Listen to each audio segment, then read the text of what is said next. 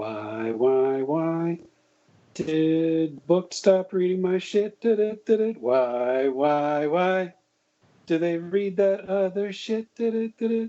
I wonder why they don't love me like they did. I wonder if Livia still likes to vape. I feel like I'm being mocked. Welcome to Book to where two guys tell you about the books they're reading. I'm Rob Olson. And I'm Livius Nedden. Sorry about last week, but things happened. I think. I mean, I wasn't going to throw it out there, but I think I got like mono or something because I just was sleeping all the time. The kissing disease, isn't that what it's called? Yeah, but is this like the virgin birth? What are you saying? I wasn't kissing anybody? I mean, I don't know. Were you? No, I wasn't. So okay, yeah, it's kind of like immaculate. Immaculate mono. Yeah, mono. All right, now that we got that out of the way, I don't know if people are going to take me seriously when I say this. We are going to have a guest with us this evening, but we're going to talk about Tales from the Crust, which is a pizza-themed horror anthology. Yeah, that's real.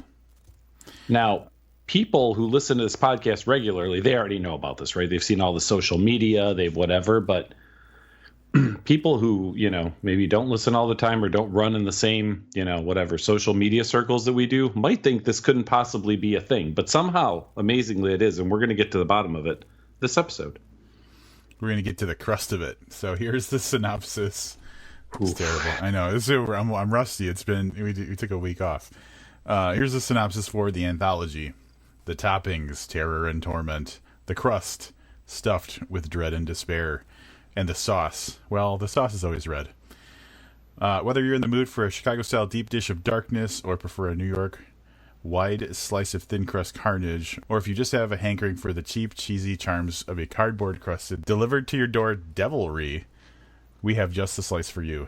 Bring your most monstrous of appetites because we're serving suspense and horrors, both chillingly cosmic and morbidly mundane, from acclaimed horror authors such as Brian Evanson, Jessica McHugh, and Cody Goodfellow, as well as up-and-coming literary threats like Craig Wallwork,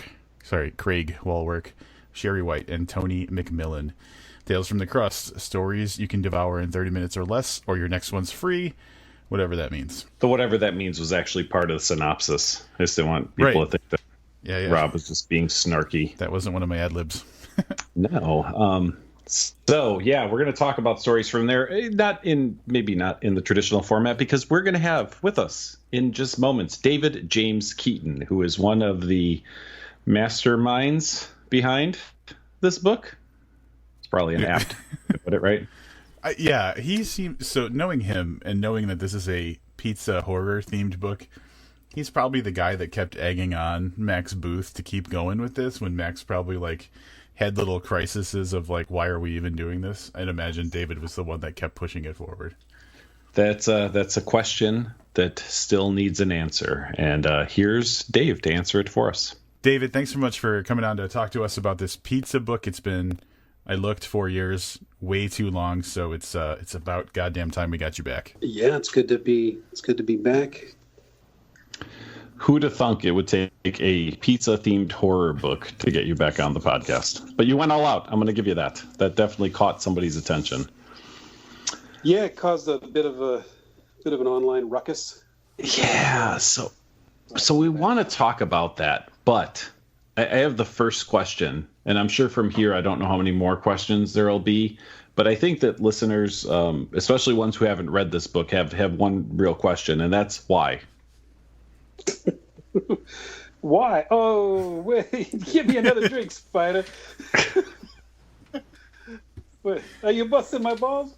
I mean, I'll be honest. It never occurred to me that the world needed a pizza themed horror anthology, and I'm going to assume I'm not the only person that's asked this question.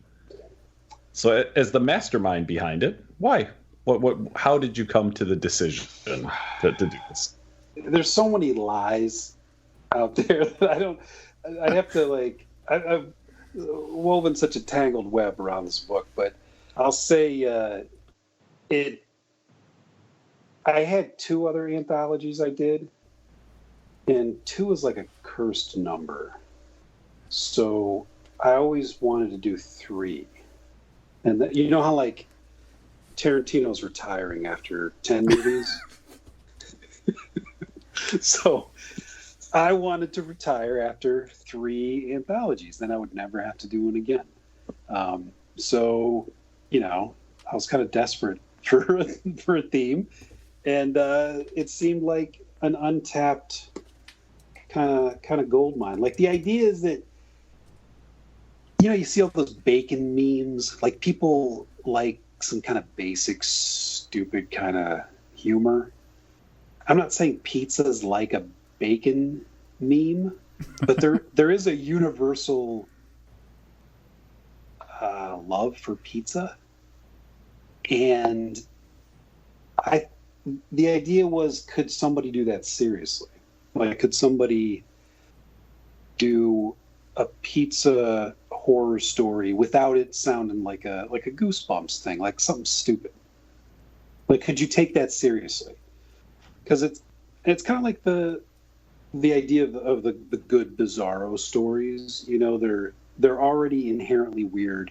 So the best ones, like Cameron Pierce, for example, he takes it very seriously. The everything around it is nuts, or goofy, or inherently ridiculous, and he takes it deadly serious, almost overly serious to the point of, like, it's childlike in its sincerity. It's very sincere, right? Mm-hmm. So that was the hope. Like, can you do that seriously? Can you do a pizza story without it being just a big fucking goof, or being like the bacon memes, without it being like, you know, just without it being basic? And that was the vast majority of the submissions we got. Nobody seemed to follow because I tried to spell that out in the call for stories. And we made sure we did the cover art way early so that we could give people an idea, because the cover is serious, you know. I guess it's also kind of goofy, but it has that vibe. And so I figured that combination would get the right stuff sent to us. And a lot of people were saying, well, you don't want to open that up to a slush pile because you're going to get bombarded with terrible stuff. And we did, but we also found some good stuff. And I just couldn't do an invite-only anthology. I mean, I don't know about you guys, but I just think those are the fucking worst. Like, every time an invite-only anthology comes out, and you look at it, and it's, you know, I have a couple of them. I'm not going to name who they are, but they're mediocre, and I just want to, you know, grab somebody around the neck and say, hey, maybe if you stopped soliciting trunk stories from your, quote, famous friends, these anthologies wouldn't be such snoozy dog shit, you know? Just a thought. Open it up to the world, and don't add, because if people are well known enough to give them a story, it's going to be a trunk story. If people are hungry, there's a middle ground. There's that porridge that's just right. You know, the middle ground of somebody being not the dregs of the slush pile, but also not just somebody's buddy who's going to say, oh, here's this fucking story. I threw a pizza in it. They wear it as a hat. You know, that's what you don't want. So anyway, invite only was out because I am not a fan of that model, which meant that we suffered through hundreds and hundreds and hundreds of terrible stories. But that's the nature of the beast. Like, the people that put out the invite only, they just want, you know, they want it to be easy. And it shows. Those anthologies are easy, and they read easy, and they're gone like that out of the brain. So. Someone should probably address the elephant in the room. Yeah, our anthology was definitely invite only. Oh, I know. No, I don't remember. Did you get a bunch of trunk stories? I mean, I think someone got sent one us this really lazy dumpster story. Did you get a literal garbage story from the garbage? Yes. As a matter of fact, the story I sent you. What I'm saying is, I'm the porridge that's just right. I was hungry, I sent you my best work. To be fair, And I will say we invited one person that maybe you could call famous to that anthology. Just one. Well, then you found the loophole. The loophole is if you're going to do invite only, make sure they have that look in their eye, like, that they're going to give you their best work. Because it doesn't happen. For anybody who's not sure or not familiar with the book anthology, I just want to explain what we've been talking about. At one point, we decided after 3 years, Rob. I feel like it was summer of it was the winter of 2012. We decided to do it, so it was like just over a year since we started the podcast. And we chose to do an anthology only of people who have appeared on the podcast. So as a fledgling podcast, you can imagine there weren't a ton of New York Times bestsellers. Yeah. That's. You have to admit that's a little different from what I'm talking about, because you didn't cultivate people to be on your podcast based on them just being your buddies, just being, you know what I mean? It wasn't as incestuous. You sought out people that you liked their work to be on the podcast, so it's a little more organic. I'm trying to give you an out here. But I was really looking. I wanted to play the victim in this thing. Yeah. Well, that's your out. So I know you just said a serious number though. How many stories do you think you got, and how many stories do you think, do you think there are pizza horror stories out there that already existed that someone was like, finally, I have a home for this story? I don't know, man. Maybe. The number I saw today was 800. Was the number I saw?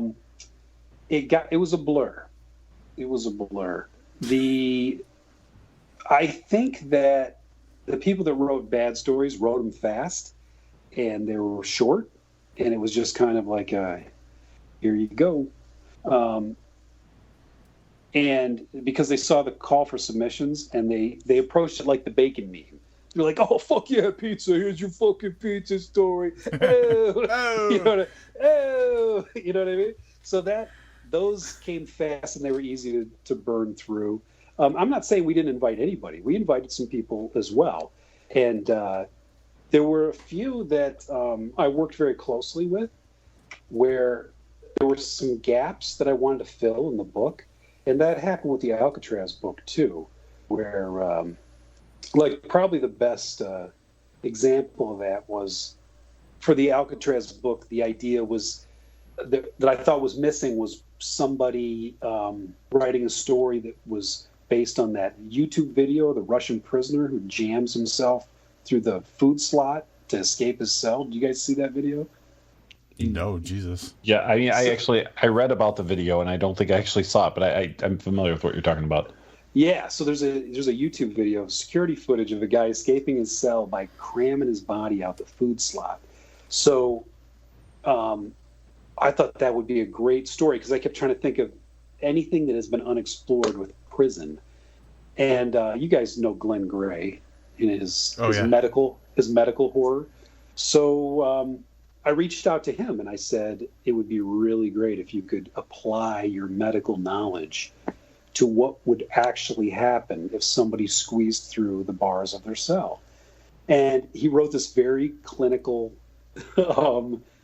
very visceral depiction of that. It's got to be the most broken bones ever in a story, like in the history of fiction. I can't imagine, because the guy has a condition where his bones are breakable, easily breakable, more easily breakable, and so he keeps breaking his bones. And to get through to it's kind of like remember in Terminator 2 where the guy's going through the bars and his sunglasses don't go through. He's the liquid metal guy. Mm-hmm. Yeah. So he slides through the bars, but then the sunglasses don't go through. They go clink.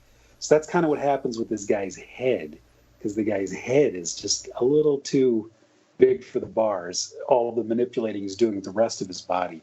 And so what he has to do to his head has made people apparently get kind of sick when they read that story. That's what they've told me. I didn't read this story. Rob, did you read the story? Well, so you're saying that's the Glenn Gray story in Hard Sentences? Yeah, that's an example. I'm just using that as an example of a way to to get what you want for your theme, you kind of have to work. You do have to reach out and work with somebody to fill those gaps. And he had a very specific set of skills, right? You guys have read his collection. Yeah. For readers who want to check out some body horror, The Little Boy Inside and Other Stories by Glenn Gray is so good. So yeah, good. crazy. And we reviewed it like so long ago. So there was a couple people that in Tales from the Crust that there were some pizza ideas that were floating around the public consciousness that I thought needed to be in there, like the Pizzagate stuff in the news, the idea that there's some sort of cabal or cult in a Chuck E. Cheese kind of deal. so that those kind of things I wanted to be in there. I wanted stuff like that, stuff like and I'm sure we'll probably get to the grossest story in there. It's based on I don't know if I should spoil the fun of who it's based on, but it's based on some very specific public quotes by a prominent figure in our government. It's timely.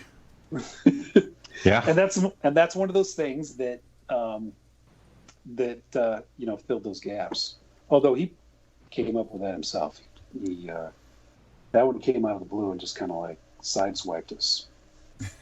Yeah, I got a text. It's funny. So I'm gonna mention this. We're talking about. Yeah, we should mention the story. That's Upper Crust.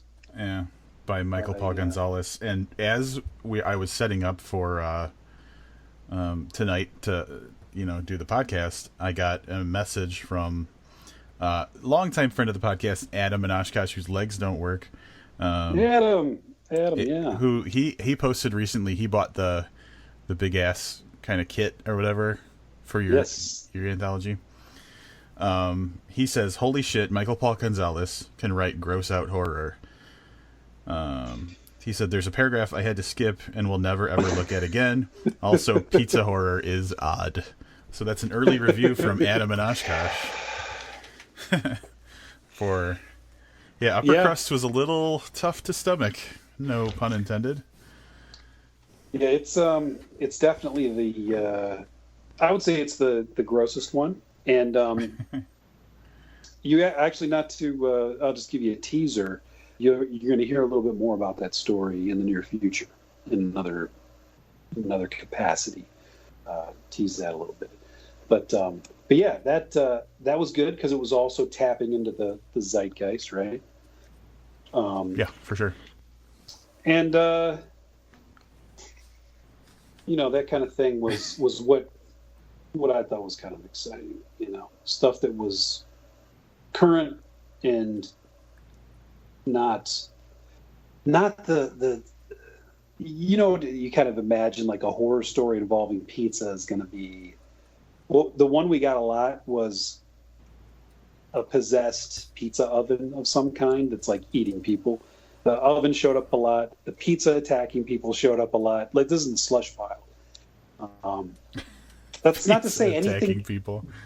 Yeah, but anything can be done well. Like, I guess that might be technically what happens in the black cheese. But when you do it well, when you take it seriously, like in that story, he takes it very seriously and does that kind of cosmic dread thing attached to it. I think it can work, but there was an aloofness. There was like this cockiness to the slush pile that drove us crazy. It was like people were literally shitting out stories and giving them to us. Like, there you go, you're welcome. That was easy. Here's another one. And they were so lazy. They didn't have a third act. And we were talking about this. And Max and I were just like, "Where's the third thing? Give us a third thing." Mm-hmm. Somebody, like, here's a typical half-baked pizza story. Pizza delivery guy goes to deliver a pizza. Something horrible happens to him. The end. Now, that all you need to do is a third thing. Like, I'm not saying that's not a bad place to start, but where's that third thing? You know what I mean? Mm-hmm. Well, And all right. Go ahead. But yeah, I just want to say that short stories, like, people have to put a book's worth of stuff into it. It can't, even if it's just a moment in time, you gotta, even if it's not all on the page, it has to be conceived of as a larger project than what I think people are used to. People think of short stories sometimes unsuccessfully as just scenes, not Right. stories. Like a clipping of something, like a slice of life. Yeah, and I guess that might be considered flash fiction, but that's dangerously close to poetry, and we all know that that's worthless. Yeah, nobody wants that. You came fucking close to putting poetry in this. We can talk about that in a minute, but I think you like kind of backdoored some poetry in. But so I was trying to think of like how to have a serious conversation about pizza horror last night when I was like getting ready, doing some preparation. And so like one of the things that I thought of, and I don't know if this is anything that you were like consciously aware of or thinking of, was so there's plenty of stories in this book that incorporate delivery. And I got to thinking, like, delivery is probably not the easiest, but the most obvious kind of like avenue of vulnerability, because you're out there, you're going to a place you don't know. Anything could happen. So was that a theme, or what are your thoughts on that? Because like for me, it was like that's where the horror probably most often lurks. Yeah, I think you're absolutely right. I think that those kind of floating to the top of the slush pile.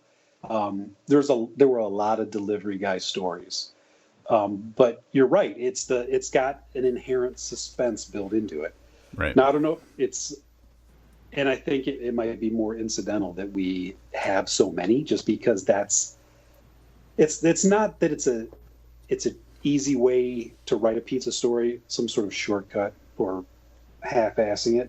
It's what people kind of want to see. Like when I think about a pizza, there's only so much you can do making the pizza, although people did that too. People, they did that with that part of the story, but there's an inherent momentum to going to deliver pizza, just like you said. You're knocking on a strange door, and the ones that had the most interesting things waiting on the other side of that door are the ones that got our attention, and the people that they really thought about what's on the other side of that door. It can't just be, and then he got killed. Not if you're going to make it into the anthology, at least. Yeah. Oh. So you mentioned a little bit of online, I don't know if controversy is the right word. I guess I'll let you decide on what the word is. But there were some challenges popped up on the intranets while you were compiling this. Do you want to share some of that with the listeners? Yeah, a bunch of people that got rejected started to bomb the submission call and talk about how they should get their own book together of rejected stories. Jesus Christ. And first it just seemed like a kind of a funny joke. Or, like, oh, look at the balls on this guy. But after a while, there's enough people there's some desperate people out there who want a taste of that no money and no real fame. They think that it's something that they really, really want to be part of. But you don't need to be part of it. You'll be fine not being part of the stupid pizza book. You know what I mean? But these people were fucking desperate. And that's different from being hungry, if that makes any sense. So that desperation started to show up in the thread where people were saying, hey, and we could call it Leftovers, or we could, and they got serious. And they were talking about wanting to put a book of rejected stories together. And I don't know if we had any legal leg to stand on, but basically we swooped in and started to yell at them. Basically, I was just like, I'm going to get the legal team on the horn. you know. But I don't know what we could have done. You could make a fucking pizza book all you want, but the idea that it was somehow associated with an existing book is where they would potentially get in trouble. You know, I think, yeah, because the idea was they were advertising themselves as specifically stories rejected from this other book. Right. And even if it's not legally sticky, it's fucking pathetic. It's a little cheap. Yeah. It was just fucking embarrassing. It's a little petty. It's fucking embarrassing. Like, do you really want to do that? First of all, you probably got rejected because you put a pizza in there as somebody's fucking hat, and it has nothing to do with your story. So take it out. It took you 5 seconds to write it, 1 second to throw a pizza in it. Remove the pizza. Like, these people are like, what am I going to do with the story now? First of all, write another one, you lazy fuck. Write another story. Was there an actual pizza hat in one of these stories? Because you've said that several times now. I don't know why I keep saying that. I'm trying to think of the dumbest thing. Someone's fucking writing one right now as they listen to this. They're like, fucking pizza hat. That's my story. Hat. We're on it. Pizza hat. And it's a pizza hat, and it attacks his head. The end. You're welcome. No, I shouldn't talk. Shouldn't talk shit about these strangers that got rejected, but they brought it on themselves. Like, they started publicly saying that they wanted to do this thing, and it opened them up to some criticism. Normally, the rejected stories, you know, that's part of I don't like it when, you know, editors kind of get their rocks off making fun of the slush pile. But this time they opened it. By they, I mean I'd say about 50 people have been talking about putting this other book together. So I'm generalizing a bit. I'm treating the other, you know, 1,000 people as these 50 idiots that got rejected. So it's not their fault. So I feel kind of bad that they're that desperate to be involved with this. Make your own shit. You know what I mean? Like, do your own thing. Well, correct me if I'm wrong, but I think the other thing that was happening in the wake of you announcing, doing a call for submissions, was other non-pizza themed books were specifically saying no pizza stories when they were in their calls for submissions, right? Yeah. That's because there's those pizza stories where, you know, You're like they were free to find another home. You're like Paris Hilton. She started carrying a dog around in her purse, and then everybody else started carrying a dog around in their purse, and all those dogs ended up at the pound. Yeah, or like, what was it in Mean Girls when somebody cuts the breasts out of her shirt and then everybody's wearing? That's basically what I cut the balls out of my pants and let them hang out, and now there's like 50 people out there with their balls hanging out. I don't know where that analogy goes, but the point is, it's good enough. That's the kind of analogy you would find in a rejected pizza story. That analogy needed a third thing. It needed a third.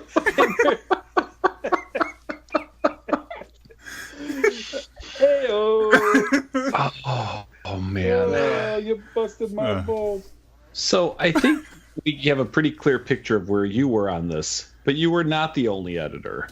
Max Booth III also partook in this. Did he come at it with the same enthusiasm that you've had? No, Max is about ready to jump off a cliff. And there's a third person, Lori Michelle. She also, she probably should have given herself editorial credit. She was, she put the book together. She designed it. I think, you know, their home life is a mystery. I don't know what happens behind closed doors, but they seemed a book appeared one day. And I think that Lori is the book designer over there. So they both are real tired of this project. Let me see the last email I got from Lori, because it was kind of funny. Oh, here it is. Oh, I found it already. I hate you both. That's the last email I got. And then, my eyesight cannot handle this book any longer.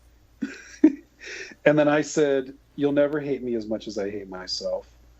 And then she said, or no, Max said, something like, I want to, no, she says, I want to kill you. And then I said, end my suffering. And then Max said, every day I regret doing this pizza book with you. So that's just a little taste. That's just me looking at my correspondence with the other makers of this book.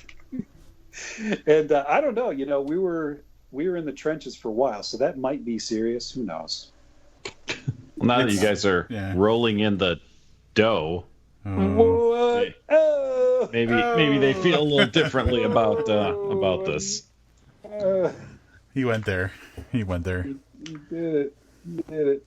So yeah, what was the question? Oh yeah, so no pizza stories. So that people keep tagging me and stuff, like strangers are saying, what the fuck is this no pizza story? And then somebody in the comments will say, just tag my name so that I get to see this angered editor from some other place. It's kind of weird that it's you reaping what you sowed. Yeah, it's not even people just coming across it and then pointing it out. It usually starts with a third party annoyed by all the pizza stories they're getting, who then goes on social media to vent, like, what is happening in the world where these shitty pizza stories are showing up everywhere? And then someone tags me in that. So it's kind of an organic notices that I get, rather than just people looking to make fun of it, because it is kind of funny. But this is actual frustrated people out there. Enjoy, because you're going to get those for about another year. Yeah. Well, all right. So I don't know about you guys. I'm thinking we've talked enough about the rejected stories. The losers. Let's talk about some of the winners. Have we though? Yeah. Have we though? Well, unless you start pulling them out and reading them and calling out their flaws, I feel like the territory is well tread by now. I'm not going to do that. Although I was disappointed. The last thing I'll say about the rejected stories is that I wanted to just compile all the names of all the pizza places, because with hundreds of submissions. Oh yeah, that's a good idea. There's so many fake names, and I thought I could do something with that. Like, just first, that list itself begins to live and breathe, right? The fact that good story, bad story, whatever. The fact that these hundreds and hundreds of people thought up an imaginary name for a pizza place and put it on paper, I wanted to compile that in some way. I thought, I'm going to make a scrapbook out of it, And I actually made a big list of the names, and I think I put it on Twitter or something, and it was, as far as your eye could see, just every possible fake name. And within seconds, which I think outs Max as having me on See First on Twitter or Facebook. So quit stalking me, Max. He immediately said, I think you got to take this down, because this puts us in legal jeopardy, because those are not accepted stories and it's copyrighted material. And he's absolutely right. I don't know if those were the names, or there's actually a loophole. I was thinking about it. You can't copyright a title. So a lot of the rejected stories, the name of the fake pizza place was the title. Maybe that's a loophole. I don't know. But that's my one sadness about all the rejected stories. I don't think that they should put together their own book, but they should put together their own scrapbook for my viewing pleasure, because I think they did a good thing. I think they did an interesting thing by coming up with so many fake pizza place names. Anyway, that's the last thing I'll say about that. And now that's said, tell people where they can reach you if they need a name for their pizza place. I understand you've opened a side business where you will sell people pizza restaurant names. Pizza restaurant names? I guess you could do that. I mean, you've got the same 800 of them, right? Yeah. The same way that motherfucker sold my phone number when last time I ordered something online, and now I get calls in the middle of the night. I wouldn't do that to him. It's like a lame Glenn Ross knockoff. I got the leads, and the leads are just a stack of stupid pizza names. Mm-hmm. I got the leads. Rob, tell us about your first standout story. Yeah, for anybody who's listening, who it's been a while since we've done like an anthology or a collection. We usually choose like 2 or 3 of our favorites and talk about those because we're not going to talk about however like 27 stories or something. That'd be insane.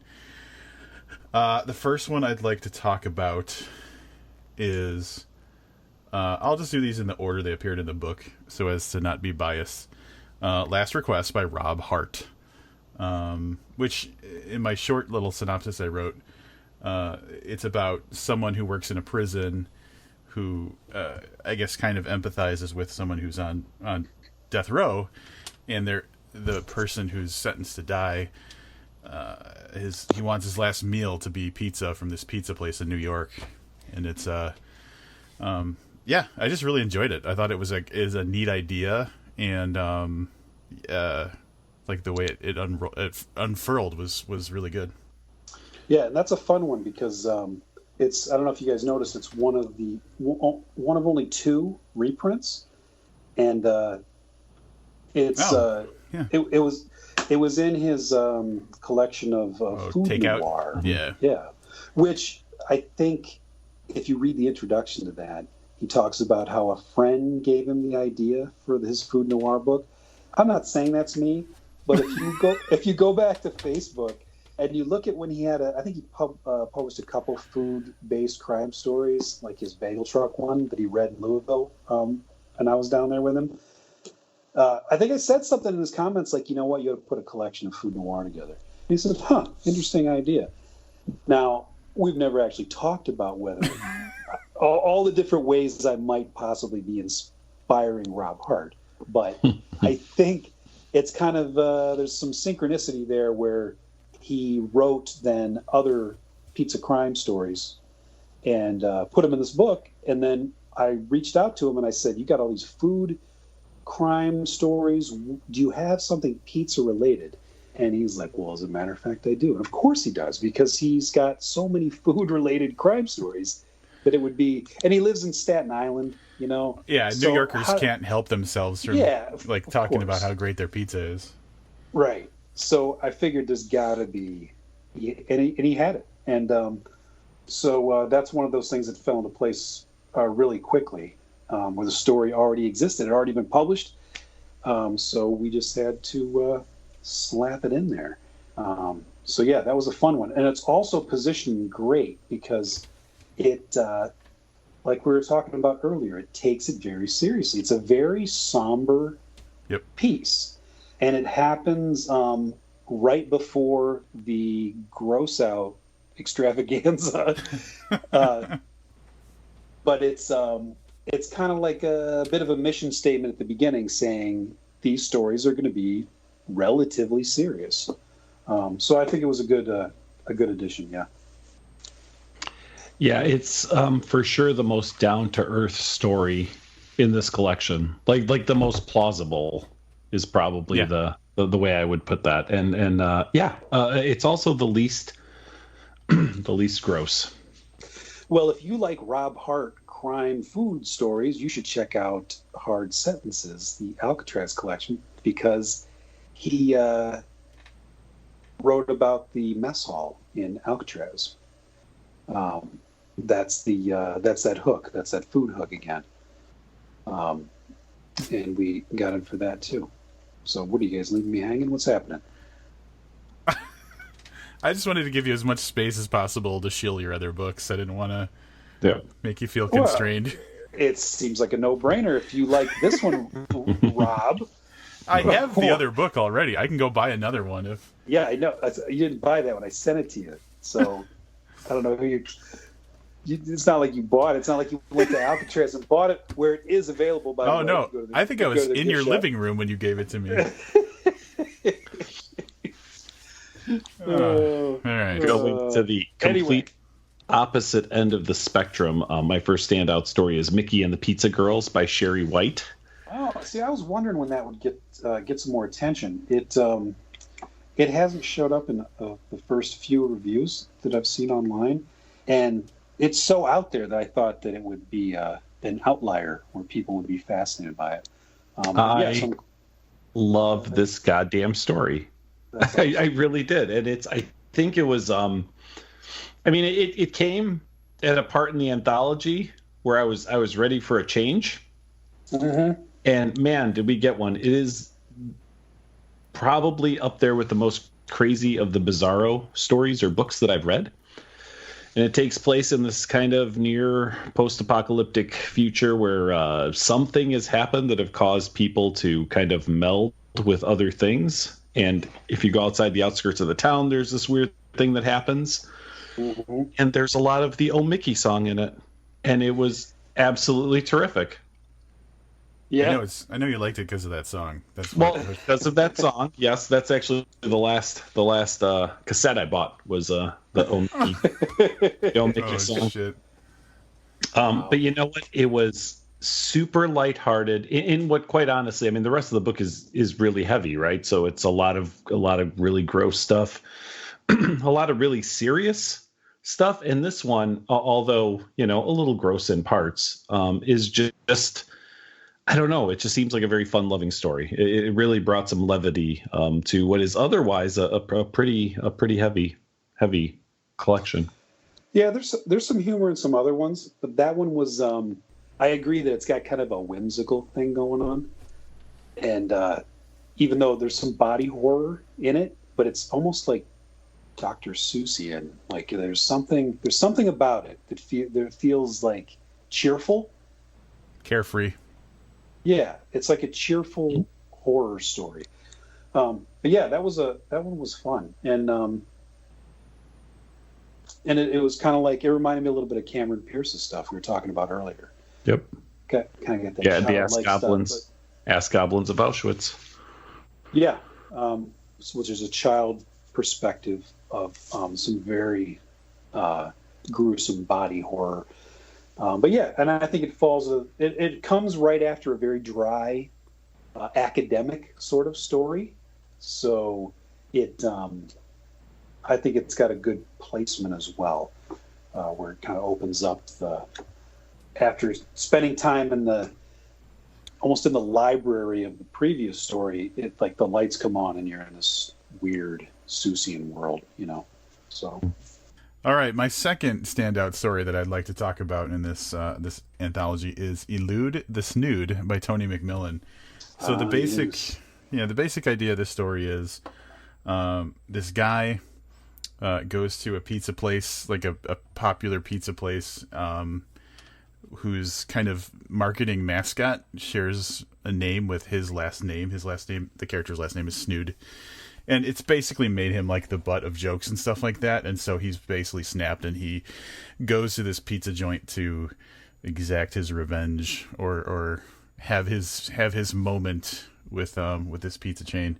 And it gets really interesting. So Tony, anybody who's listening will remember we reviewed Nefarious Twit like forever ago. And he made the cover for Pig Iron, the David James Keaton book. And yeah, I just really enjoyed this story. I thought it was pretty cool. Yeah, he also tapped into that whole like something weird, culty going on, Pizzagate kind of dealy. Yeah, there's that's kind of creeping around like there secret as well. Society. Yes. Yeah. And there's the same way his art is kind of dense and kind of ragged. Art upon art. His fiction's like that too. There's a density to it that I really enjoy. Mm-hmm.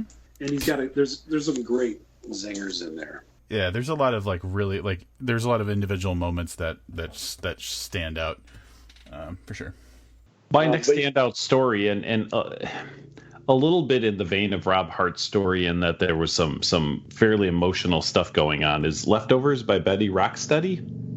Yes.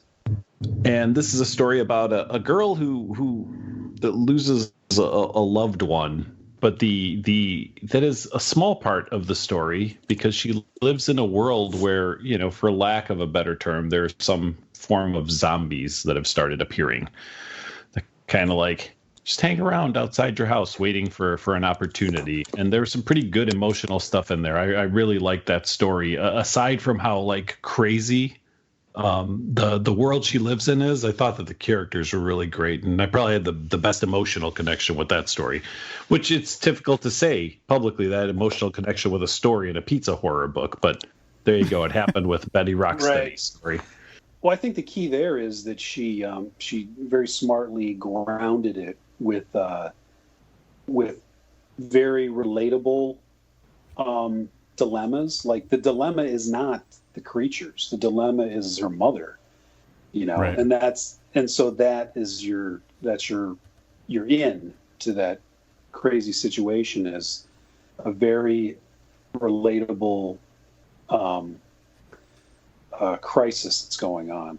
And and there's also some layers of it's kind of an update of the the secret cutting phenomenon, like with Yep. sharp objects explored that. So there's some of that, but it's it overlaps with the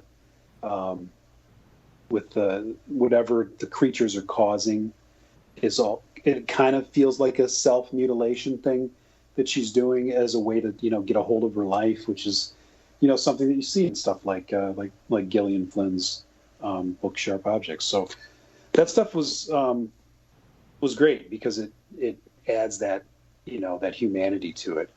And plus we had quite a few zombie stories come in, and there were even more that I would have liked to have taken, but they didn't. Well, you can't have too many. I didn't. Or I should say, you can have too many. That was a Freudian slip. I wish there were, but hers aren't quite zombies, right? So she found she threaded the needle there. There's something else. There's some sort of invasion, some sort of happening, right? And that's and I liked him vague. That whatever it was not. It wasn't like battling these things. It was some sort of integration with them and society that was just being dealt with in very grounded ways. So that worked. So I think that worked well. Rob, I think we secretly discovered that David just found his next book, which is Zombie Pizza Horror Stories. Or just Yeah, zombie. Oh. Zombies they're so unfashionable that you guys should. If only there was a zombie book, you guys could review. I mean, I will say that I recently re-listened to the three of us reviewing Zombie Bake Off by Stephen Graham Jones. Oh, that's a good one. God damn, that's zombies and food. So there you go. Oh, you're right. That is such a good book. I forgot about that book. Such a good book. It's so many books ago. I'd probably reread that rather than Mongrels, even though that's his big breakthrough. Mm-hmm. Zombie Bake Off has so much going on. It's so good. But we'll talk about that later. Like I was just I think about it often. I think about the way to solve the issue of them wanting to eat brains, they come up with a recipe for what brains would taste like. These little old ladies are like going to crack the code on tricking them. It's so good. And like the assembling of the final zombie monster. Yeah. It's so good. The evolutions, yeah. Right. It's somebody thinking about like what can you do with this played out topic? That's the key, right? That's the key to the pizza thing too. What can you do with this? The idea of somebody delivering a pizza and something bad happening. Like you have to think about it long enough to you have to get sick of it a little bit, All right, so that's going to lead me into my third and final standout story I want to talk about, which is The Parlor by Evan Dickin, which basically it's like your family owned, like it's focused around a family owns a pizza restaurant, and as kids, the children know that something strange happens like on this specific day of the week, and then it's not until they're kind of grown and the family is kind of split up and everything that they realize what's really going on, and like the horror side of it and how that impacts the kids as they're older.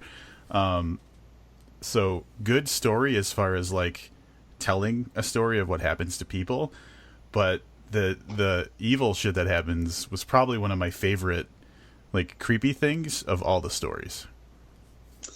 Yeah, that's a fun one too, because it just shows that if you do something well, you can approach that well-worn territory, which I think I said earlier.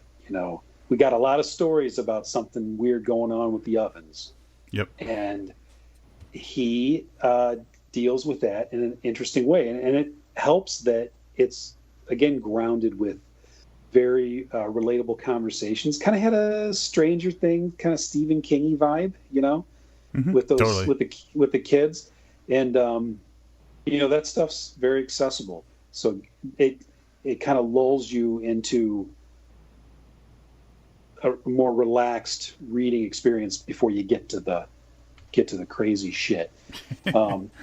And I think yeah, that's what sold it for us, was the kind of the the Super 8 Stranger Things kind of deal going on at the beginning. It's not quite YA, because that stuff's getting kind of overplayed right now, but definitely in the kids' heads in a believable way. Like the real thoughts of children at that age are not necessarily young adult material. It can be very much adult material. It's very right. Strange, dark stuff that should be explored more than making it young adult. But anyway, that's a rant for another time. So, but yeah, I like it. It's good stuff. It's like as one of Tony's characters says in his story, if it ain't Baroque, fix it. Mm. Oh. So I'm going to go into my my final story, which in a very Keaton-esque way is not part of the book. It's the afterword, so it's not actually a story in the book. It's Yes, the afterword. But I've got to say, when I was thinking in the lead up to us reading this, we knew for weeks that we were going to review it, and in the back of my mind, I think, all right, what's coming up? And I was a pizza horror, and I started concocting in my head. I actually said to Rob, and this will probably be kind of my wrap up at some point tonight, but I said, I half expected it to just be like, how many ways can we get shit on pizza? But my second thought, and it's probably like 600, you probably have a number, but my second thought, I actually thought the Noid. Somebody has to do a story about the Noid. And when I got to Elude the Snood, I said, well, there it is. There's your Noid. There couldn't possibly be another Noid in this book, right? Actually, that's exactly what I thought. And then I got to the afterword, which is called The Violent and Ugly Death of the Noid by Nathan Rabin. You know what I'm saying? Is it pronounced Rabin? Oh, maybe it's Rabin. I don't know. I think I've heard. Yeah. Oh, you guys know him. He did the very famous World of Flops. Do you remember the AV Club, where he would vote for whether something was a fiasco, a failure, or a secret success, and he would reassess famous flops? It's a huge column. Oh, right on. Yeah. I saw that in his bio. Yeah. And his lasting legacy is that he coined the phrase manic dream pixie girl. Oh, or is it manic pixie dream girl. Manic pixie dream girl, which was just they just did a riff on that in The Boys, the superhero takedown show on Prime, where they said feral pixie dream girl. Either way, he made that joke about the movie Elizabethtown, the Kirsten Dunst character. And now that you see that phrase everywhere, or variations of that phrase everywhere, so he really should have. I don't know. Can he get money for that? Can he get the legal team on the horn? Because he should get paid for that. But that's the second reprint. That one, because I'm a fan of his, I came across that and I was like, we gotta use that. Gotta have it. So he made this pizza horror story well before you even had an idea to do the book? He basically answered your earlier question where you said, who in their right mind just writes this anyway? And he had already done it. He had done it. This story, there's not a lot to say about it. It's exactly what the title is, although it's also kind of like the origin of the Noid. And again, it was a little on the dark side, but it still had kind of that whimsical feel because, if you're over 30, you know who the Noid is, and you're picturing this in your head the whole time, which even though the story itself is a little on the dark side, it gives it this whimsical feel, with the exception of there's I don't want to spoil the story, but you know what, I'm going to anyway. There's one line in there that says, The following day, he enrolled in karate and began assembling a massive arsenal to take down the monster the city knew and feared. And that is absolute perfection in that story. Yeah, it's that one's fun because I think it fits perfect as an afterword, because there's like a fake intro that's not totally fake, but me and Steve Gillis wrote something that starts off as sort of real and degenerates. So the bookend the book with these sort of reports from the real world, I thought would be a lot of fun. It didn't feel. It felt like it existed sort of outside of the book, so I think it makes a great finale. Yes, I think it serves its purpose. Because we had another finale. Oops, you still hear me? I dropped the thing. We had another finale with the, and she opened the door naked, which cracked me up. I liked the idea of just kind of doing a exaggerated version of the old trope of the pizza guy goes to someone's house. The pizza porn. And, yeah. And there's, the hot woman opens the door.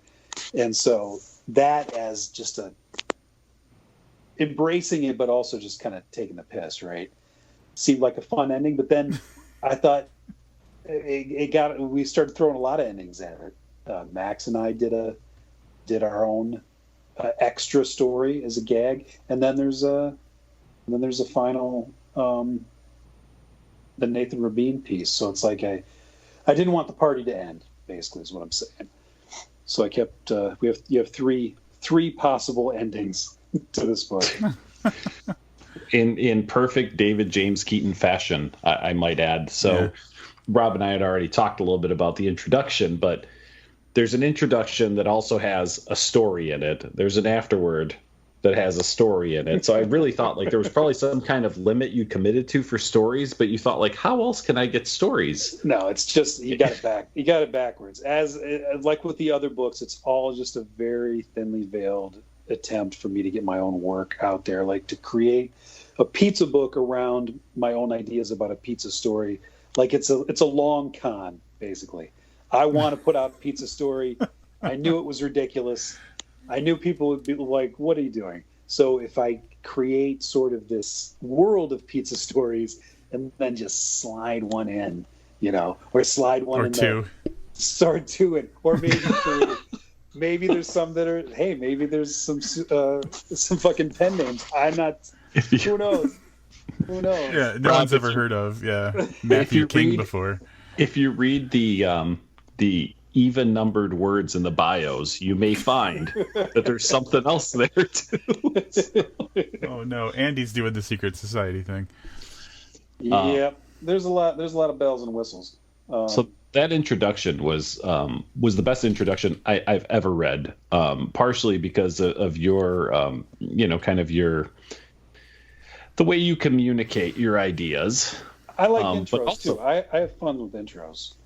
This letter by Steve Gillies was tremendous. Rob and I collectively chose it as our favorite story of the whole anthology. Whoa, what? Yeah, exactly. He's going to be excited. It depends on what day you get him. Sometimes he pretends like that letter was real and says, I don't know what you're talking about. What are you talking about? I never sent that letter. And sometimes he's excited about the attention his letter's getting. So he might be excited to hear that. Yeah. So yeah, I will say it's more real than you think.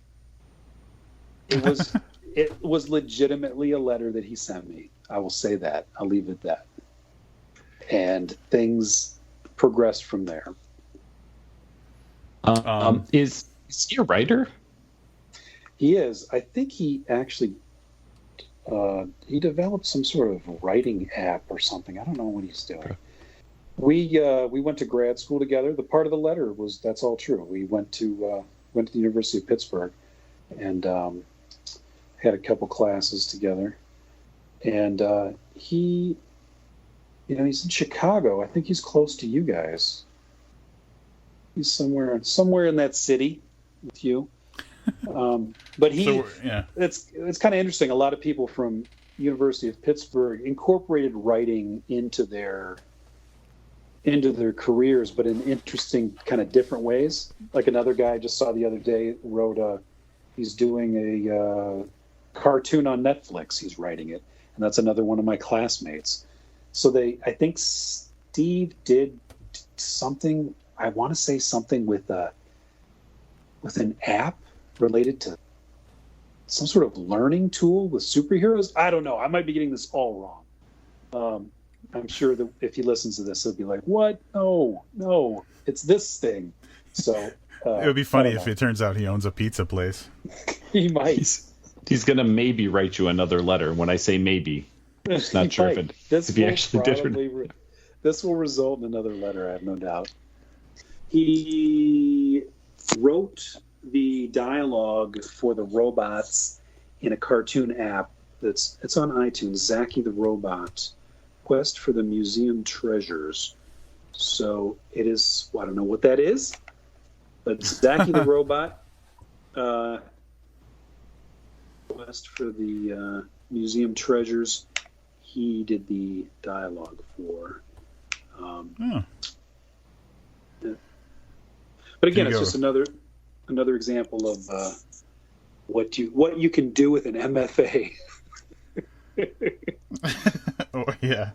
So I want to commend.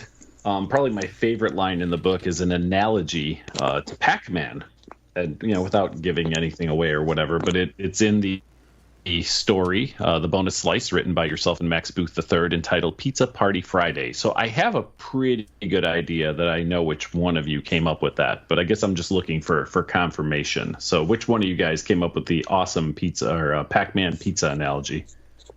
That was my line. I kind of figured.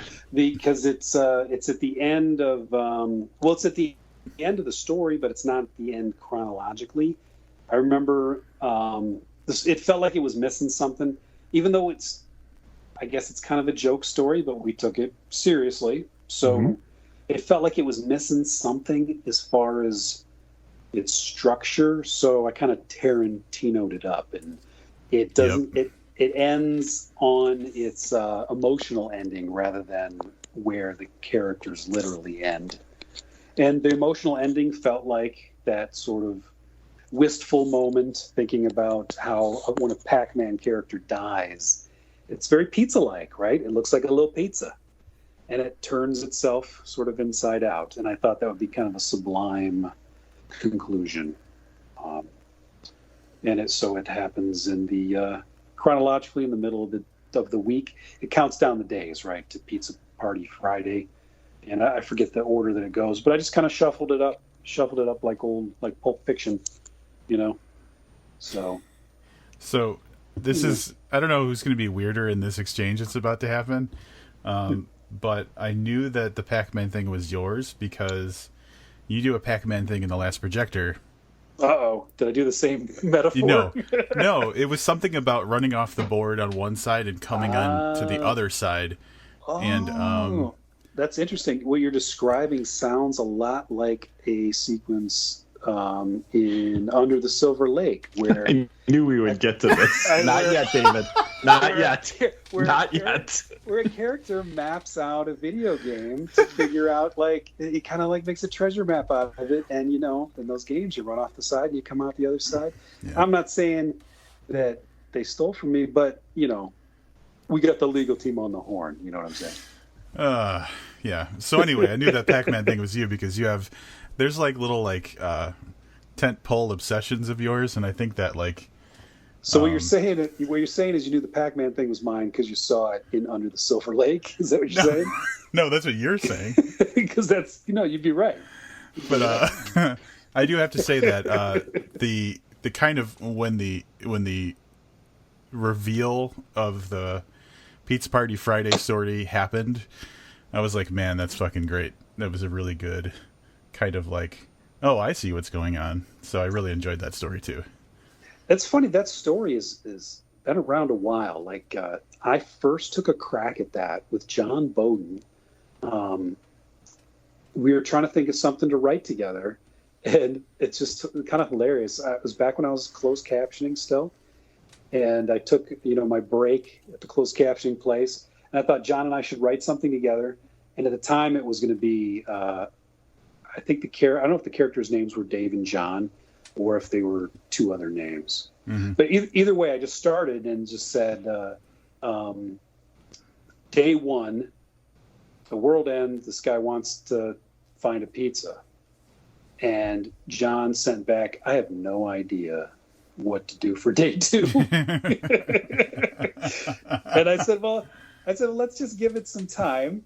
Maybe it'll occur to you, and we'll just, because in my dream, you read The Talisman and you hear all these stories about Stephen King and Peter Straub bouncing back and forth. Like, I wrote a chapter and then he wrote a chapter, and I thought it's structured perfectly. Monday, Tuesday, Wednesday, Thursday, Friday. Each one of us will do a day. I'll do 4 days. You do 3. It'll give us something to do. And after Monday, he was like, no idea what we're doing. What is this? Wait, what? And he's real nice about it, but I said, well, we'll see. Maybe something will come to you. Then what? 5 years later, 10 years later, it might be a decade later. I thought, let's fucking crack that open because it has a fucking pizza in it. And I think Max and I cranked that out in like a week. He just he would send back sections, and I'd send him back sections, and it became kind of a game to make each character. Like, I kind of concentrated on the Max character to make him as dumb as possible, and he did the same thing. It's like we had this competition of one-upping who could make the other guy be more of an idiot.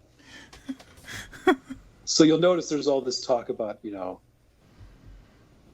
our characters are confused about some pretty normal things early on because we're, so that was a fun game. It was a fun game to kind of insult each other. So yeah, that was fun. That was another one of the false endings to the book. We thought that would be a great, fun conclusion. We show up, and it was actually going to be a bonus story in the hardcover version. But then we put it in this anyway. Might as well throw it all in there. Are there any stories you specifically want to talk about before we kind of do some wrap-ups and throw a rating on this bad boy? Sure. There's a lot of them that I had a lot of fun working with the authors on, and a lot of them that really surprised me. And then there's some that showed up fully formed, that just sprung from the author, completely polished and finished. Some of these went back and forth with a lot of revisions, and that's always, I think, fun. And there's some authors are more used to that and kind of get into the spirit of that kind of collaboration. Some of them, understandably, not as much. I don't think I'm as eager to work with editorial comments as I wish others were. You know what I mean? So it's always great when you can kind of riff off each other and kick the story up a few notches. But then some of these stories showed up, and I'd look at it and say, this looks like it was revised 10 times. And an example of that is Jessica McHugh's story, When the Moon Hits the Eye. It showed up, and I couldn't find a single typo in it. I couldn't find anything in it that didn't feel like that's what it was supposed to be doing.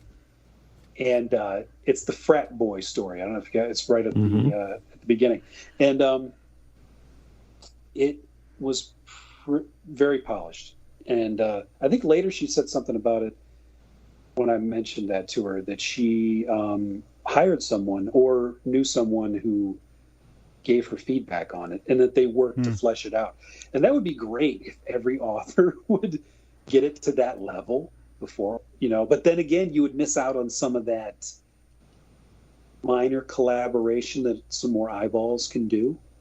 So it's kind of, I can see reasons for both, but that was one where it just was completely done. And I thought, well, we need this story because it fulfills the, anytime you have frat boys getting the comeuppance, like in the band, or or like, it's a fucking crowd pleaser. So I wanted to have some fun, even though there's so, like Livia's pointed out, there's some grim stuff in here, people being punished a lot, which kind of goes with this attempt to be serious. So to have that one felt like a movie from like the mid 90s movie about a pizza frat shit gone haywire, and these asshole dudes getting their fucking payback. That punishing somebody in a fun way seemed like a great addition. Yeah, especially with like when you find out what's going on with those sorority girls. Right. Like, I'd never seen that before. Right. And nice. it also gave it some aggressive female energy. Yeah. Because there's a lot of dudes delivering pizzas. Nothing against them. There's a lot of dudes delivering pizzas, and it has that kind of there's toxic masculinity in this book that's there for. It's kind of inherent to the business of pizza delivery asshole. You know what I mean? Or stalkers. Pizza delivery guys kind of segue into stalking, and that kind of fits with that kind of mentality of those dudes. So those dudes are in here, and they get punished horribly. Don't worry. Although some of them don't, because that's life sucks sometimes. So, so hers was a nice counter to that. Another one I would say was a standout was Craig Wallwork did a kind of it was almost like a Robert Heinlein vibe, kind of a golden age of science fiction vibe. If you guys have ever read All You Zombies, which doesn't actually have zombies in it. It was made into the movie Predestination with Ethan Hawke. Mm-hmm. Which did you guys see that? It's got a crazy twist. I don't want to give it away. But David, I saw that movie. What? Oh, whoa. Oh. He's busting your balls. He's busting my balls. Yeah, so that the loop, then you know what I'm talking about, Livius. There's a loop. Yep. I thought Craig did a great job with that loop. I like stories that loop. I like the movie Looper, and this was kind of like a mini Looper, And he did it with he did it in a very careful. It was like it has that kind of old fashioned vibe to it. And the only thing I think I'd come across of his before was the Gory Hole, so kind of more of that Gonzo stuff. Right. I was pleasantly surprised. I just didn't expect it to be as thoughtful and subdued. And I think that one should get. I'm hoping that one gets some more attention too, because it. We had to. We actually talked about this in the back and forth with the email, trying to work out the logistics of what he was talking about. It's kind of got a big plot for a small story. Yeah, you could make it's a book. High concept. Right. That's what I was looking for. The words high concept. So should we break it to David that he was published alongside Craig Wallwork in a book once? I think I knew that. I just didn't read that book. God damn. Touche. Oh shit. Oh, all right. You just got booked. So yeah, those are fun. Cody Goodfellow, that one was a blast. Also, that fun. I thought it was a good opener. That's our first story in it. It was a solid open. And it's a good open because he's good at that throwing all the ingredients at the wall, right? Like there was a lot of the pizza was front and center. There was somebody in a situation where they to give some of the plot away. He's going to a very special pizza place. He's looking forward to it. So it kind of had also that cheerfulness we were talking about earlier, but more kind of like a midsummer vibe. Like here's this guy who's going to somewhere new, and everything is so happy and cheerful, and they're vegans, and what lies beneath that might not be the most surprising twist in the world, but the way he does it is with that. He knows that it's not the most surprising twist in the world, so he's gonna make it a blast. So there's a lot of good energy there. So yeah, so those were fun. Let me think. I don't have a book in front of me, but towards the end, start throwing around some exclamation points in some of the titles, as I recall. In some of them, he says, yeah. Yeah. I gotta say that even though I didn't name it as one of my top 3, that By the Slice, Nancy Bruca Clark, where it's the ex-con who's just really meticulous and he's trying to help the pizza place get better or like get more business, and like that was a really good story. Mm-hmm. So yeah, so some other stories that some other standouts that I thought were a lot of fun. You guys came across The Menu. There's we got a menu / story. That one was fun because go ahead. Interestingly, 2 guys that both work together, Lit Reactor.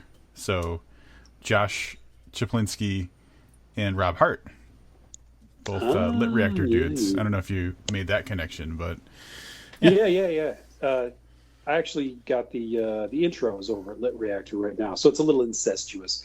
But I'll give Josh was pretty funny. Where in The Menu, you notice there's a lot of movie references and jokes. So I got a little overexcited, and I sent him like a bunch more jokes that I thought he could put in the menu. And he sent back. He's like, you know what they say? Kill your editor's darlings. And so yeah, he stuck to his vision. But yeah, that's that one's. Go ahead. He has a collection of stories that just came out, I think. Whispers in the ear of a dreaming ape. So okay. I don't know if we're going to have time to review it, so I at least want to make a plug. Josh Chaplinsky's Whispers in the Ear of a Dreaming Ape. People should check it out. Oh, fun. I don't think I've seen, maybe I saw that mentioned. The Facebook throttles everybody's stuff now. Yeah. So there's so many books that some people have, and I will see them 6 months later because, it's no secret that if you put a picture of a book and then you put a link in the comments, and Facebook can tell when the clicks are going elsewhere, and they don't let anybody see it. So if his book was announced somewhere, I probably missed it. There's really no way to announce books on Facebook unless you take a picture of food. You see what I'm saying? You take a picture of a pizza. So that was the plan all along, is what you're saying. That was the plan. But yeah, some other fun stories. There's 3 or 4 cults, as I recall. It's kind of like the pizza delivery guy. The cults kind of stacked up, but I do enjoy some cults. And Emma Johnson had like a Tinder date gone wrong cult action thing going. Yep. That was fun. There was those mechanical Chuck E. Cheese kind of monstrosities. Bad Night Below Ricky's kind of reminded me of that. That one was fun. There was another kind of throwback. It's right in the title, The Demons in 1994. Throwback to those kind of Ouija board kind of deals, like you make some sort of deal with the devil pizza. It reminded me of do you remember the ZZ Top video TV dinners from back in the day? No. That kind of stop motion. You remember that? Yeah, Mm-hmm. I do. That stop motion critter comes out of it. That's all I could picture with her story, with Izzy Lee's story, is the little critter from ZZ Top. Not to spoil anything, but yeah, that's off the top of my head. I can't think of any more right off the top of my head. But yeah, good stuff. A lot of fun. A lot of diverse situations and dilemmas as far as the plots. So. I gotta say that the story by T. Fox Dunham, The Blessed Hungry.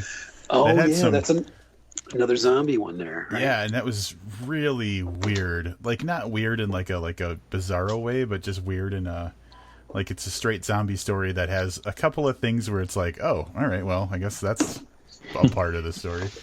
Yeah, he kind of like it was one of those things where he quadrupled his plot, right? He's got Yes. He's got hitmen. He's got like the legacy of these killings at the pizza place. He's got some sort of fetish going on. He's got this perverse weirdo, and then on top of that, the world ends that day too. So this guy's got a lot on his plate. There's a lot going on, and that reminds me of the other one. It was Amanda Hard with the. It's kind of got a John Carpenter's Vampires vibe to it with the like hard talking priests, you know, blessing pizza. Yeah. Fun fact about John Carpenter's Vampires: that's the only movie I've ever fallen asleep in the theater. So how could you fall asleep with something with such great puns like "Here's your steak, bitch"? So I'm pretty sure that neither of you have read the book that was based on, because the book was actually really good. I really enjoyed the book. I do remember the book. It was vampires with a dollar sign for the S, right? Yep. I think John Steakley, maybe I've got that wrong. I think it might have been John Steakley. I do remember that. It was a lot of fun. It's I thought that there's about a third of a great movie in John Carpenter's Vampires. Maybe that's what I slept through. And it's all the stuff from the book, which is the very practical concerns of how you would deal with it. Like hooking it up to your winch on your car and pulling them out into the sun. Very practical solutions. Yep. All that stuff is straight out of the book.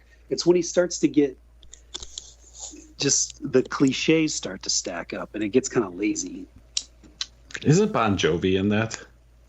You're thinking of the From Dusk Till Dawn TV show, I think. Oh, God.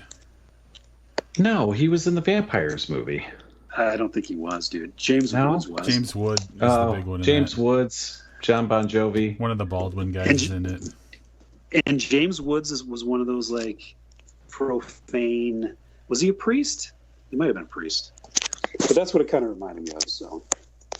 Oh, yeah, hold on a second. John Carpenter presents Vampires Los Muertos, which is a follow-up to the box office hit Vampires. Box office hit, huh?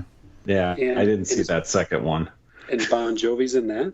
Yeah, Bon Jovi's in that one. Laura Bon Palmer Jovi is in the Vampires movie. She is. Yeah, she gets dragged around half dead and called a bitch by Daniel Baldwin the whole movie. It's not a good look. So was Bon Jovi in the TV show From Dusk Till Dawn, or am I just getting everything mixed up? I don't think he's in that. You're thinking of Young Guns too. Hey, that was a sweet cameo. Gunned down in a pit, as I recall. Yeah, that's exactly what it is. Yeah.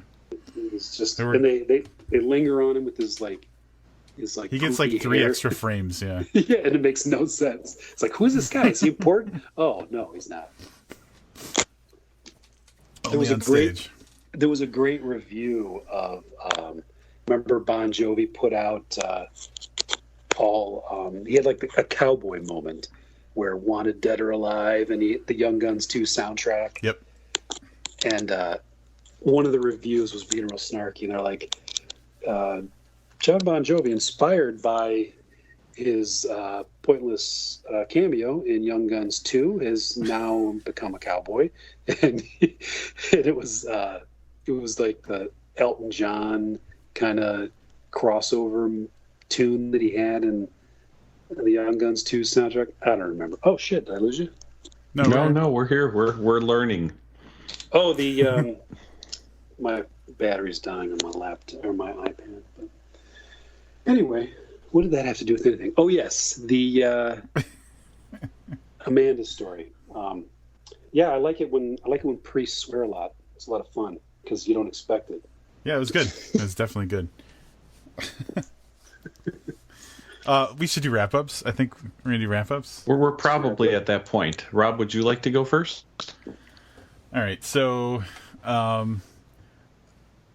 think that one of the things I like the most about this collection is that it exists kind of beyond itself in a way where like a lot of the stuff that we were talking about with other anthologies getting tired of people trying to send their rejected pizza stories, and the fact that there was like a rally to like make like the anti-pizza book. So like it's got a lot of personality outside of the fact that it's a collection of stories, and that's a great aspect to the book. It was nice to see it all unfold as the book was being made.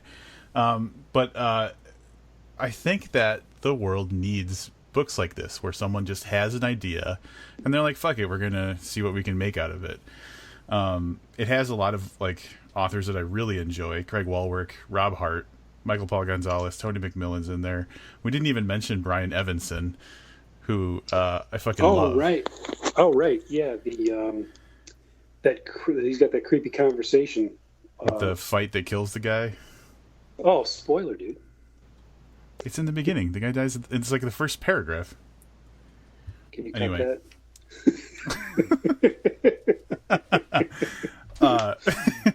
So yeah, like, and in typical Keaton fashion, as he said earlier, like he found a way to write stories, even though he was the one that was pulling this together. And when I read it, the first thing I read was the introduction, and I sat it down and I was like, well, this is going to be tough to beat. And you know you're in for an interesting read when you're like, I don't know if anybody's going to top the introduction.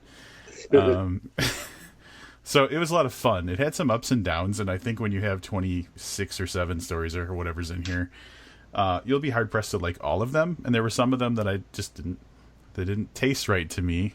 But overall, it was a lot of fun, and I love the idea of just doing pizza horror. So I'm going to give this 5 stars. Woohoo! I was tempted to give you 4.5 just to like fuck with you. Oh, just to bust my balls. Oh, just to bust your balls. Mooch. Give me another drink, Spider. I didn't want to read another collection of short stories this year, and maybe next year. And then they all turned out to be pizza horror themed. So I've gone around, and people in my personal life, you know, they're like, what are you up to? And I'm like, I'm reading a fucking book of pizza themed horror stories. And people looked at me and they said, well, why? That was the first question. Why? See, and that's my attempt to reach out to the common man, to throw that pizza thing in there. I figured that would be exciting to those people that never, you know, when you talk about you're reading a book and people like, what you reading for? Like the famous quote from what's his name, Bill Hicks. But it's like, if you said you're reading about pizza, they might be like, oh, I'll check that out. You know what I mean? But you're telling me nobody actually said that. Yeah, no, that did not occur, not once. Wow. And I think I took that mindset into this book. So I went into it going, I don't really want to fucking read this fucking goddamn pizza fucking horror stories, right? And I'm like, there's just going to be a lot of shit on pizza, and there's probably going to be a Noid story.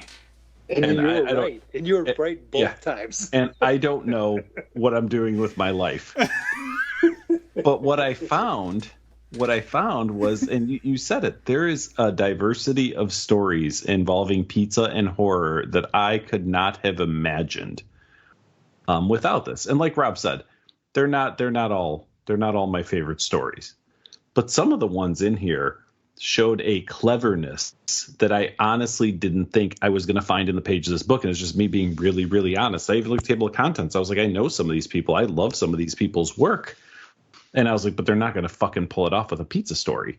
And in a lot of cases, they did. So what I've done, I'm just going to cut in real quick. Oh, sure. Yeah. No, David, go ahead. I'm really excited. I'm really excited that what I've done by throwing this onto a pizza theme is I've lowered expectations. And so that's why you're like, oh, it's better than I thought. I think that might be the new reason for this book's existence, to lower expectations and pleasantly surprise people. Now, how to turn that into profit, I don't know yet, but yeah. Lowering expectations, that's the new blurb for the cover. Go ahead. I think that I was really impressed. And even in stories that I didn't love, I saw cleverness in the vast majority of them. So I lost my train of thought a little bit. I can't imagine why. But it's because you were vaping. Yeah, it was surprisingly enjoyable. So I'm with Rob on this. I don't know that the world needs more super weird anthologies, but I do agree that this one is much better than I thought it was going to be, and I'm also going to give it 5 stars. 5 smoke rings from Livius. So what else? Do we have other stuff to talk about, Livius? I'm sure that we could find something. I mean, we did spend 10 minutes talking about the vampires movie, so I'm sure we can come up with something else. In all seriousness, man, what are you working on? So for listeners who don't know, there's a baby in your life now. There is. I was giving Rob a chance to drop the mic on this one. She's gonna say hi. Ready? Why have you forsaken me, Father? There you go.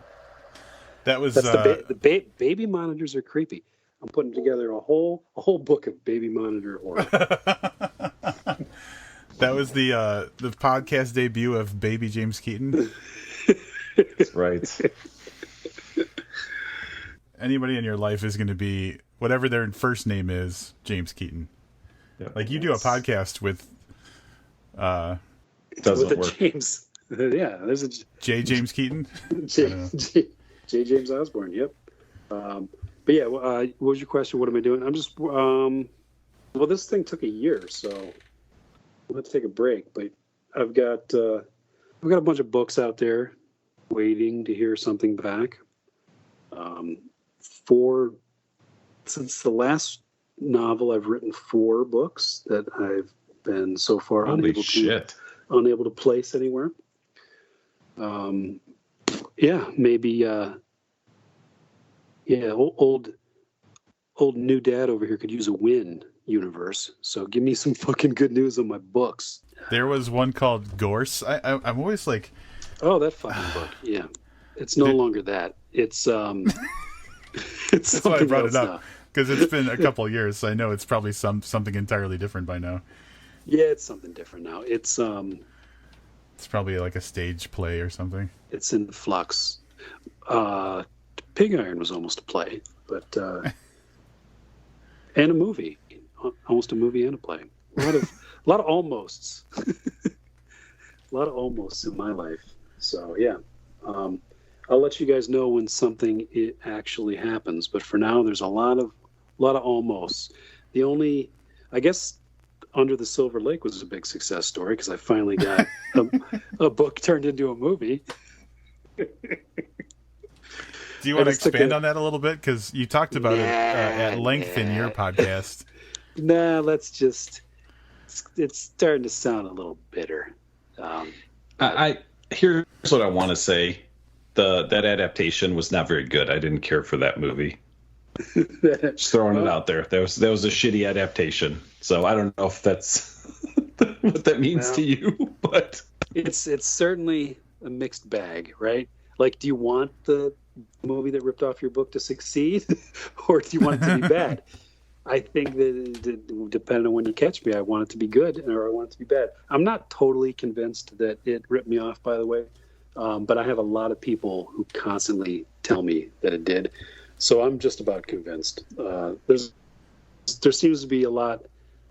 Every time I talk to someone else, there's more examples stacking up. So yeah, whatever. Well, if anybody wants to hear an in-depth discussion of that, David has his own podcast called Almost Good, and episode 28 is where they discuss Under the Silver Lake. And for anybody who's not aware, your co-host is the publisher of The Last Projector, so it's probably the 2 people in the world who have the most intimate knowledge of that book. The third and fourth being me and Livius. Probably, yes. So it's an interesting. It goes from like, it kind of vacillates, I think, from, like more of a curiosity to like a full out mania, depending on what part of the conversation you're listening to. But it's definitely an interesting listen. That's what happens on Almost Good. That's a good description of every episode. But yeah, see, I told you my life was full of almost. There's another almost for you. Hey, Is The Last Projector going to be available? I believe it is not currently available for purchase. Is that correct? No, I think it's still in print. Okay. It was due to go out of print, but the episode we did talking about how that movie allegedly ripped me off, it kind of blew up, and it has like 5 times the downloads on Podbean and like 10 times the downloads as the other episodes on iTunes. And so we got curious, like, does that mean, like, is there going to be some new attention towards it because we've been talking so much about that movie, you know?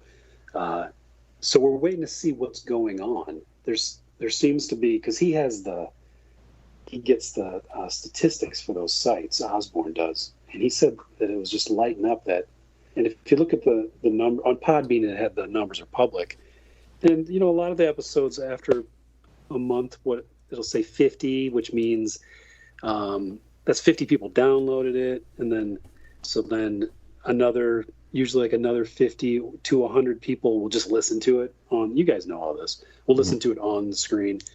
And then on iTunes, those numbers aren't public, but you can double that number typically because more people have iTunes. So I was expecting to see, like, after a couple weeks, 60 maybe, and it's at like 250, which means that it's at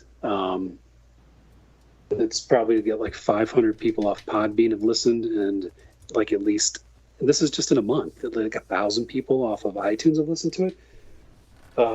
And he keeps getting all these hits. So long story short, he left it in print because it was the 5 years were running out, and we saw a potential dollar sign. He's like, well, maybe somebody's gonna fucking buy it, and it did start to move a little bit. So I don't know what's gonna happen with that book.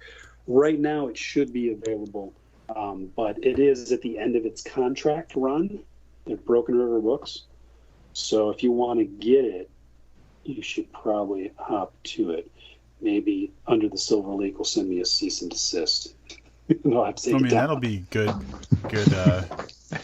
publicity for sure. There's one left in stock on Amazon. I checked while we were. It says there's more on the way though. So. Oh, okay. Yeah. It. So yeah, that was. So you might have heard he was the first third of the books that Broken River had published were going to go out of print because they were hitting their 5-year anniversary, I think, or more than that. It's right around there, I think. So yeah, I'm right on the cusp of that.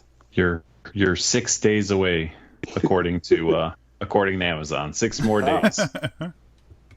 This is the week to buy The Last Projector. Yep. Yeah, your last chance. All right, gentlemen. Anything else? I think that's gonna do it. David, as always, it's been a pleasure. Let's not wait until you put together some other kind of weird anthology to do this again.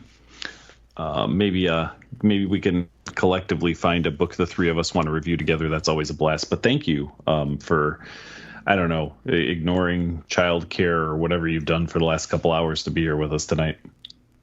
Well, I appreciate it. Good to be. It's good to talk to you guys again. And give me another drink, Spider. I'm just busting your balls.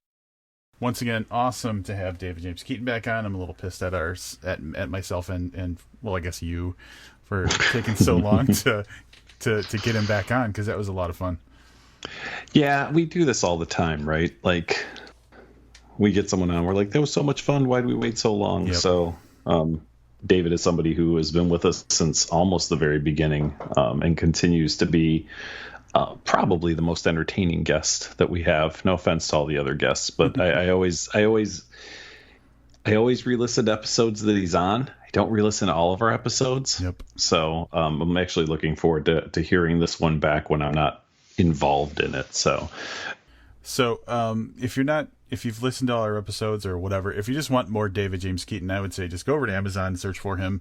We've reviewed every book of his, and we've given, I think, 5 stars to everything that we've read. So he comes highly recommended, and has a baby So I think you should go buy his books. And if you have some time and want to check out some older episodes, just go to the website, bookedpodcast.com, and in the search field, search David James Keaton. There's at least 7 or 8 episodes he's on. So, give the boy some love. Indeed. We're not exactly sure what our next episode is because one of us is going to be on vacation. But I can promise you in the upcoming weeks, our 2 Patreon picks for 2019 will be reviewed. And they are Recursion by Blake Crouch. And It Came from Del Rio by Stephen Graham Jones. Will be joined by our permanent guest holiday hosts. I don't remember what title we gave them, but for each of those reviews, I started the Blake Crouch book. It's looking good early on, so I'm kind of excited to get through that. And of course, Stephen Graham Jones is always a pleasure. So I feel like there's going to be 2 very fun and favorable reviews coming up before the end of September.